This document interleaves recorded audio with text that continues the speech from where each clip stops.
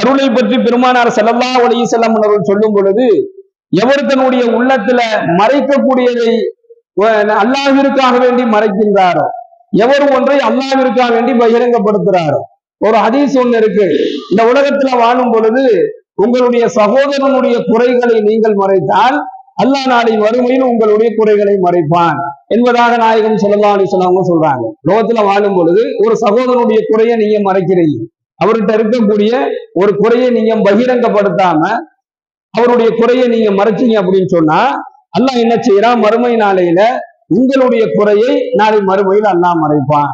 அப்போ ஒருவருடைய குறையை வெளிப்படுத்துவது, அதை பகிரங்கப்படுத்துவதை ஸல்லல்லாஹு அலைஹி வஸல்லம் அவர்கள் தடுக்கிறாங்க. அப்ப இது போன்ற ஒரு அல்லாஹ்விற்காக வேண்டி ஒரு அடியான ஒரு விஷயத்தை மறைக்கிறான். மறைச்சார் அப்படின்னு சொன்னா அல்லாஹ் அவருக்கு அவருடைய குறைகளை நாளை மறுமையில மறைக்கிறான். அதே போன்று அல்லாஹ்விற்காண்டி ஒருத்தர் ஒரு விஷயத்தை பகிரங்கப்படுத்துறார், ஒரு அதை வெளிப்படுத்துறார், அது அவரின் பெருமைக்காக வேண்டியோ அல்லது வேற நோக்கத்திற்காக வேண்டிய வெளிப்படுத்தல, அல்லாஹ்விற்காக வேண்டி வெளிப்படுத்துறார். அப்படி ஒரு காரியத்தை ஒருத்தர் வெளிப்படுத்தினார் அப்படின்னு சொன்னா அல்லாஹ் அவர் வெளிப்படுத்தக்கூடிய அந்த காரியத்தை அறியக்கூடியவனாகவும், அது அல்லாஹ்விற்காக வேண்டி அவர் வெளிப்படுத்தினால் அதன் மூலமாக அவர் நன்மைகளை பெறக்கூடியவராகவும் ஆகிவிடுகிறார் என்பதாக பெருமானார் ஸல்லல்லாஹு அலைஹி வஸல்லம் அவர்கள் சொல்லி காண்பிக்கின்றார்கள். ஹஜ்ரத்னா உமர் ரலியல்லாஹு அன்ஹு